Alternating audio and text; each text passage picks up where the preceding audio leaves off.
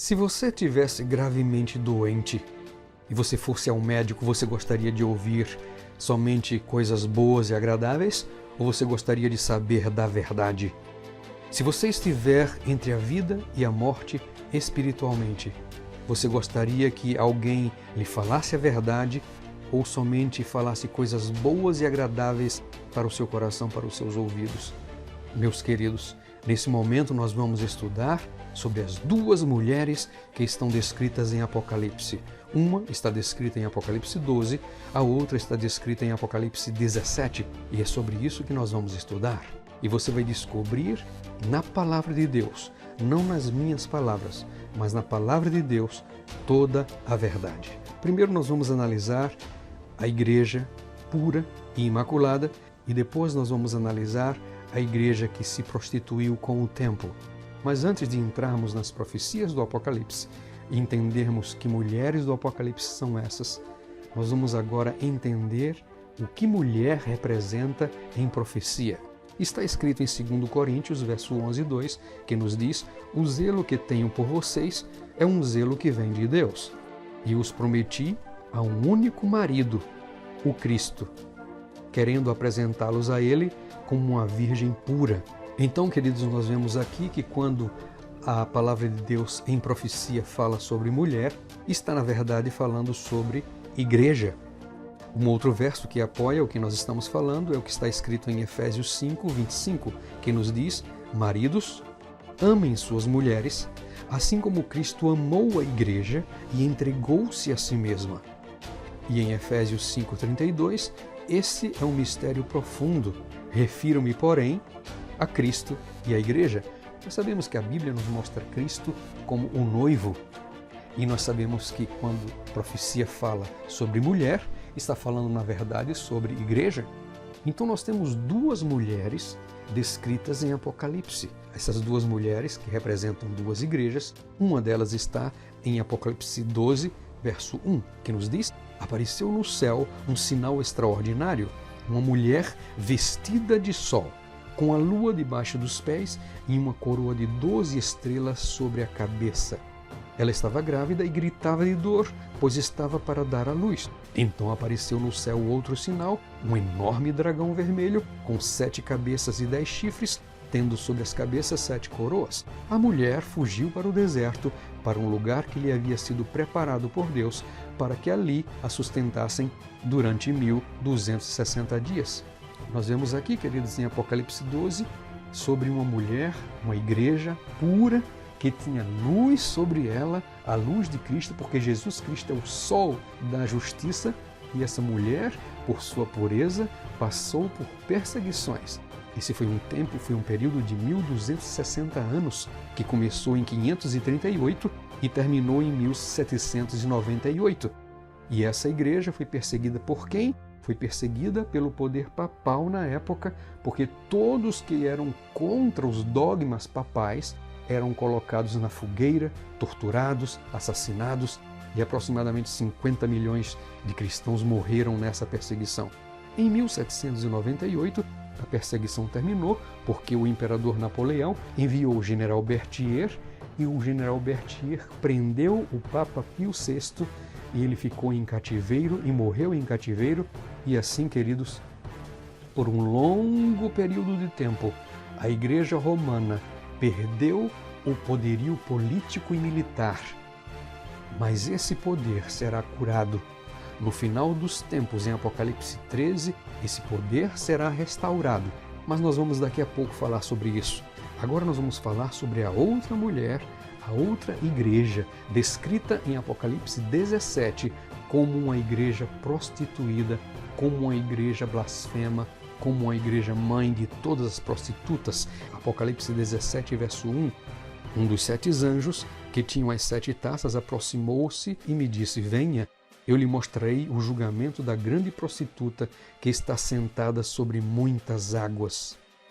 Queridos, uma mulher, uma grande prostituta, uma igreja, prostituída, assentada sobre muitas águas. O que quer dizer muitas águas?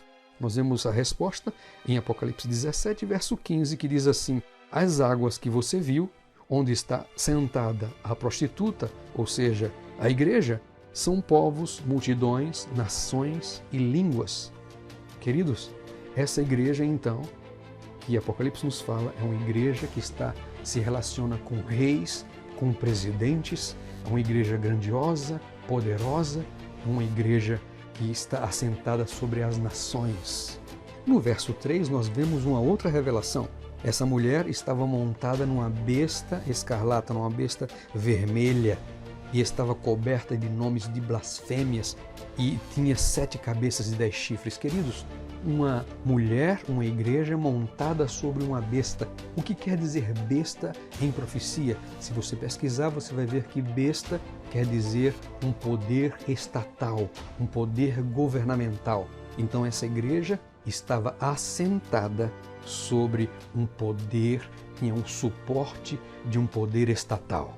Nós sabemos que o verso 3 também nos revela que essa igreja estava coberta de nomes de blasfêmias, não é? E nós sabemos quantas blasfêmias esse poder religioso já falou no passado. Somente nos últimos anos nós tivemos o líder dessa igreja falando que Deus não tem uma varinha mágica para ter criado o mundo simplesmente em 6 dias, ferindo assim a doutrina bíblica pura de que Deus criou o mundo e que a criação foi feita por Deus. Então ele enaltece a evolução, a teoria da evolução, e deita por terra a verdade que Deus é o Criador de todas as coisas. Uma outra blasfêmia é sobre a questão da confissão, queridos. A confissão deve ser feita somente para Deus. Nós vamos colocar o verso aí que apoia isso, para que você entenda isso. Não devemos confessar os nossos pecados para ninguém. Nós sabemos que essa igreja promove a confissão dos pecados dos seus membros, da sua igreja, para os sacerdotes, e isso não é bíblico, é totalmente antibíblico. Nós temos também a questão do perdão de pecados, queridos. Somente Deus pode perdoar pecados. E alguns dias atrás, esse líder religioso ocasionou o perdão para toda a multidão de católicos ao redor do mundo.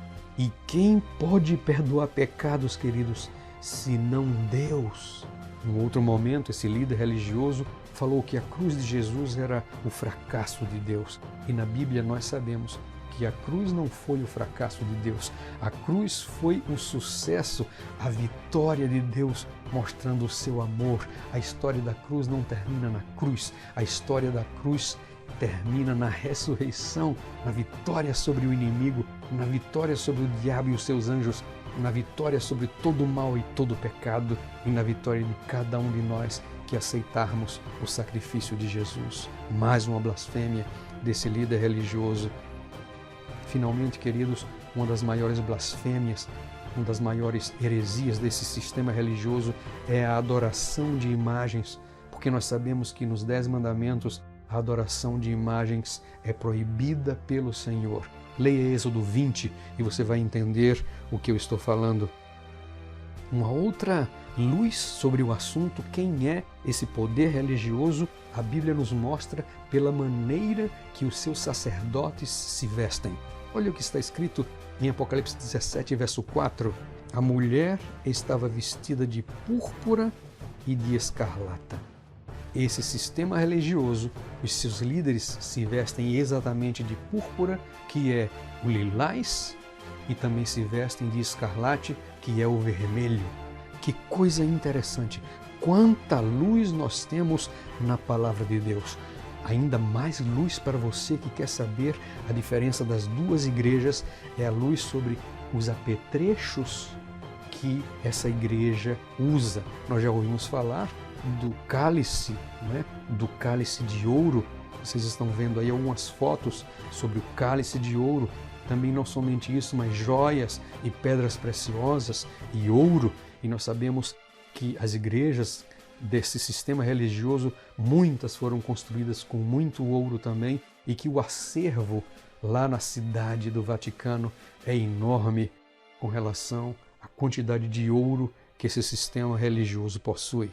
Uma outra luz que a palavra de Deus nos dá é que essa prostituta, essa igreja que se prostituiu, ela é a mãe das grandes abominações Se você ler cuidadosamente Apocalipse 17, você vai ver que esse poder religioso é chamado de Babilônia, chamado também da grande, a mãe das prostitutas e das práticas repugnantes da terra. Então, ela é considerada também mãe das prostitutas. E quem são essas prostitutas, queridos? São exatamente os sistemas religiosos que seguem o sistema de adoração dessa grande mãe, dessa grande prostituta. Então nós sabemos que tem igrejas que não seguem a Bíblia, tem igrejas que não guardam os 10 mandamentos completamente, guardam 9, guardam 8. Nós sabemos que muitas igrejas seguem heresias, fábulas, lendas, coisas criadas por homens. Então todo sistema religioso que se adequa ao sistema religioso que está em Roma é considerada também as filhas da grande prostituta. Agora nós vamos ver o que está escrito sobre a localização geográfica desse sistema religioso. E esse sistema religioso tem a sua cidade, tem a sua sede aonde se assenta essa mulher, aonde se assenta essa igreja. Nós vemos agora o que diz em Apocalipse 17, verso 9. Aqui se requer mente sábia. As 7 cabeças são 7 colinas sobre as quais está sentada a mulher. Então esse poder religioso está sentado num lugar, tem uma cidade, e aonde se encontra essa cidade? No meio de 7 colinas. E que local é esse? Que cidade é essa? Nós sabemos então que essa cidade se trata de Roma. Aí está um dos livros que fala sobre Roma, a cidade das 7 colinas.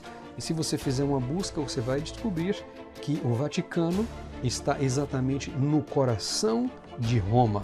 Meus queridos, não se esqueça que essa mulher estava embriagada com o sangue dos santos. E esse poder, se você ler Apocalipse 13, você vai ver que novamente se erguerá um poder religioso, um poder estatal, juntos para forçar uma adoração espúria, para forçar uma adoração de tradições, para forçar uma adoração que não é bíblica. E mais uma vez agora nós veremos as duas mulheres, as duas igrejas. Uma igreja pura, que guarda os mandamentos de Deus e tem a fé de Jesus, e uma igreja que se prostituiu com o tempo e que persegue todos aqueles que não seguem os seus dogmas e as suas doutrinas. Agora você já sabe o que você vai fazer com tanta informação.